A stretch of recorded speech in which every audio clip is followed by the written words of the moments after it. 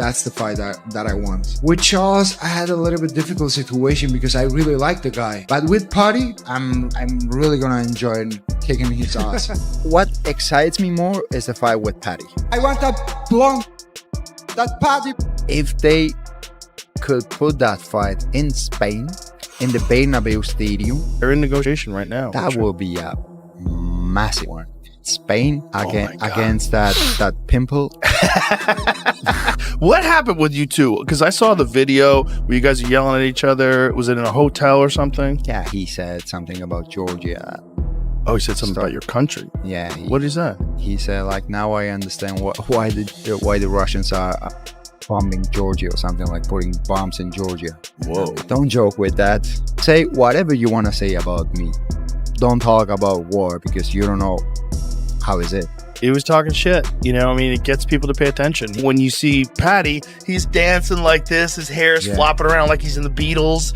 You know, he's like, he seems silly, but then he fucks people up. Ilia Topuria recently challenged Paddy the Baddie Pimblett, claiming he would defeat him effortlessly if they ever faced each other in the octagon. Thing with like Paddy the Baddie, the quality of the fighter he is, man, come on, please. Don't even compare me to that boom, because we are on different levels and everyone can see that. It's very disrespectful to me, to my country, to all my people. And he said something. Now I understand why the Russians put the bombs in Georgia. When you start to joke about that kind of things, just make sure that we don't find each other anywhere, because I'm gonna take your fucking head off. He wants to build his hype laughing at people, and that's not the way I'm looking. Right? Yeah, always. And you guys have a long history. Yeah. That press conference 2 years ago was one of the most fucking entertaining press conferences of all time. Your chirps, like calling him like a fucking chorizo sausage and shit. That's what he should have changed his name to. That's funny. He's changed his nickname to a shit nickname, hasn't he? Like Legend or something. Yeah. Should have changed it to El Chorizo. Would have been well for you. What do you make of his like evolvement? Because that was a long time ago, and now he's kind of fucking leveled up like crazy, he has, right? But we always knew he was a good fighter, know what I mean? Like, that's sort of what pisses me off about him. Even though I hate him and I think he's a bellend, like, I wouldn't lie and say he's a shit fighter, because he's not. But that's what he says about me. And it made me laugh when he said, what did he say? He called me fat. That's like, lad, you can't make your weight division anymore that you are champion of, and you're trying to call me fat. He's a midget, lad. He's tiny. He's smaller than Michael Chandler. You'll see what I do to Michael Chandler next Saturday night when I dismantle him, and it'll be a very similar game plan to beat Ilia. He's small, he walks forward, swinging shots. I'll kick him up and down the octagon, and I'll either knock him out or submit him. Like, that fight's there down the line. This long-standing rivalry has been building up for years, and fans are going wild at the thought of these two finally facing off in the cage. The tension between Topuria and Paddy runs deep and personal. There's been plenty of trash talk and even some confrontations outside the octagon. Now, the excitement and anticipation have reached their peak. That's a fight that you can have as a pay-per-view main event with no title on the line. That gives me like chills just thinking about that. The press conferences and shit, that'd be crazy. The press. He'd have to do a world tour for that, like they did with Aldo McGregor. That'd be fucking hilarious. Yeah, Ilia, you know, it's there anytime. Know what I mean? Anytime, lad. Because it seems like they don't know what to do, because Ilia moved up. I don't know if Islam wants to fight him or not, so like he's looking for an opponent. Yeah, it seems like this fight is really gonna decide a lot of stuff in that whole division. Yeah, it is. As I've said it a few times, like the old guard of the lightweight division, they're all on the way out. We've got Chandler, who's 38. You've got Dustin, Justin and Charles, who are all 35 and older. I think even Danica might be 35, Moicano's 38, Dariush's 38. In the next 2 or 3 years, the top 10 is going to look completely different. The only person in the top 10 I can think of who's under 35 is Armin Sarukian. He's just a little posh boy who's had everything handed to him on a silver platter by his dad. Do you think he actually got injured or no? Or what do you think happened? No, he's a little bitch ass. That's what you are, Armin. Little boy. I was confused too, because we had him on the pod that week too, and then I don't know, he was doing videos too with Nina drama. He was like wrestling and shit. Yeah. And then he was doing them videos where he flips forward on his neck. Right. And then he's saying that he's got a bad back. Dana said, didn't he? It was Dana shot him down in that interview. I was like, whoa, that's heavy, that. You don't want the boss saying that about you. But because he got asked, didn't he, is Armin still number one? Right. And he was like, no. Right. He's going to have to go back to the drawing board. Yeah. He basically said that like doctors come out and Hedda, the best masseuse and the PI, come out and they never said to him, you can't fight. He decided he's not gonna fight.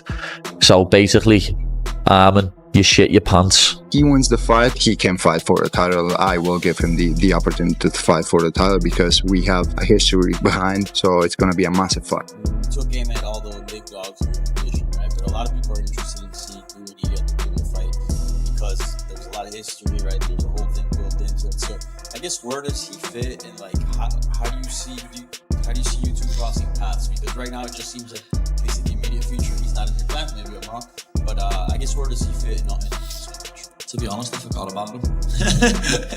I forgot all about him. All I would have mentioned there in the cage. You know what I mean? I don't call him sanitizer boy anymore. He's not well chilled. So, but as I say, I literally forgot all about him. That's how relevant he is. I'm ranked higher than he is at lightweight. So, you know, I'd love to welcome him to 155, but apparently he's sitting out and waiting for the title shot. But, you know, that what I've just done to Chandler's after blueprint to beating him. He's even more of a midget than Chandler is. Like, I'll do the exact same thing to you. A lot of fans think this could become one of the most significant fights in European MMA history. Just picture it. Topuria taking on Pimblett in either England or Spain. Two fierce competitors, both undefeated and at the top of their game, with a rivalry that would electrify the entire sport. From a stylistic perspective, the matchup is intriguing. Topuria is relentless, unbeaten, and one of the most precise strikers currently in the UFC. Something happened with you guys, right? Yeah. What was that all about? I saw the video. He said some stupid shit about Georgia, about my country. He said something like, now I understand why Russia is throwing bombs to Georgia. Bro, you never live in a situation where your country had a war. I lived there in 2008. Don't joke with that. He said that on Twitter. And then you went and you guys were at the same event and you ran into each other. I saw him and I went to after him like boom. And it wasn't promotional. I want a blonde. That Paddy. People mention me to stay relevant, lad, so I don't care. I was walking in the hotel and I saw him. I threw the bottle to his face. I gave him a proper right hand. Speak English for the people. Shut up. You're in English. You get the in Espanol. You little ass. Go and sit back down. He's not ranked. He has just a one fight in the UFC. He's nobody. But I want to fight him. He uses my fame, my publicity, and tries to feed off it because no one cares about his life. As a guy who spent time in the cage with Paddy, what kind of a chance do you give Paddy if he gets that Ilia Topuria fight? Paddy is better than most will give him credit for. His octagon presence was on point. He knew where he needed to be. He was completely okay with getting taken down that first round. He kept great distance, kept me off with the kicks. Topuria being a little bit shorter than me, but great punching power. I think Paddy would have a good chance to keep it past a round or two because he's not going to engage as much as Oliveira did. But ultimately, it's definitely a mismatch. And that's just because we're talking Ilia Topuria. I think Ilia Topuria is easily the most talented guy, not just in our division, but I think in the boxing technique is flawless. His strength is overwhelming, and his skills on the ground make him extremely difficult to control. Paddy, meanwhile, thrives in disorder. He's dynamic, unpredictable, and his clever submissions have achieved what seemed impossible multiple times. This battle of contrasting styles would create a thrilling spectacle, technical accuracy versus unconventional toughness.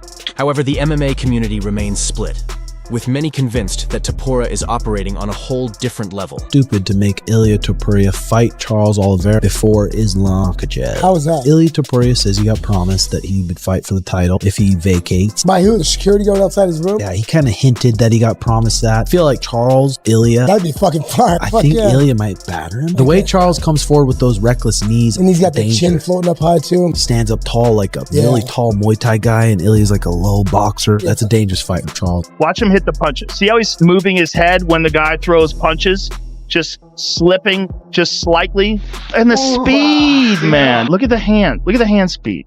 Incredible. Just phenomenal technique. I've never seen Topuria in person, but if he can make 145, dude, Islam's a big guy. Big guy. I think he's gonna be a lot bigger than Topuria. But that being said, Topuria is an assassin, and I believe he can knock out anybody from 145 pounds to 170 pounds. You think Islam could become the champion at an upper weight class, maybe 170 if he wanted to? Yeah, I believe Islam could win. Many say Topuria is just too precise, too effective, and too strong for Paddy. They believe he would dominate from the very first bell and end the fight within the first round. On the other hand, some argue that Paddy's toughness and unpredictable style could push Topuria into unfamiliar territory and pull off a surprising upset. Lightweight division is so fun. Back in England, we have Paddy Pimblett. I personally would love to see that fight. He is similar to you in that he's a polarizing figure. Love him or hate him, he brings it. He's a good kid, Paddy. The Scousers, you gotta love the Scousers. You know, my father was born in Liverpool. One side of my family is from there. From there. So I got a lot of love for that part of the world. And who knows, I will never say no to nothing. Yeah. You know what I mean? Never say never, as they say. 1 year from now, do you think you have the UFC title? I fucking hope so. 2026, lad, I want that belt wrapped around my waist. Paddy, when you see yourself fighting for the belt, which is obviously in the near future, who do you think you'll be fighting? Is it going to be Islam Makhachev? I don't know. That's what I mean. I've seen stuff where Islam saying he might retire after a little defence or two, or if JDM beats Belal, he'll move up and fight for the welterweight belt. So I have no idea. Obviously you train to fight the best, so I'm training at the minute to fight Islam Makhachev. But he mightn't even be the champion by the time I get there. So we're just going to have to see what happens. You've got to let it all play out, haven't you? Whoever the UFC send me a contract with their name on, that's who I fight. And that'll be whoever I fight next. Well done, lad. Look at me. That was a heavy knockout. I give you that respect. But you will never knock me out. I'm going to submit you. Knock me out. You'll live. What I'm gonna do is I'm gonna put my balls in your you can't knock me out. I don't get knocked out. You get knocked out. I finish you. Even before the fight. I finish you, little man. Get your ass from here. I finish you.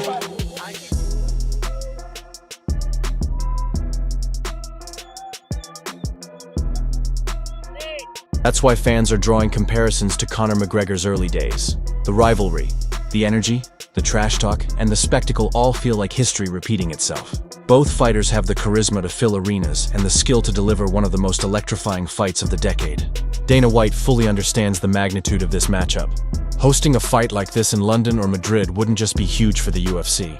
It would be monumental for the entire European fanbase. It would be a battle, a rivalry that goes beyond rankings and becomes a cultural phenomenon. Now the big question remains, will this fight actually take place? And if it does, who will emerge victorious? Ilia Topuria with his relentless precision, or Paddy Pimblett with his unyielding spirit?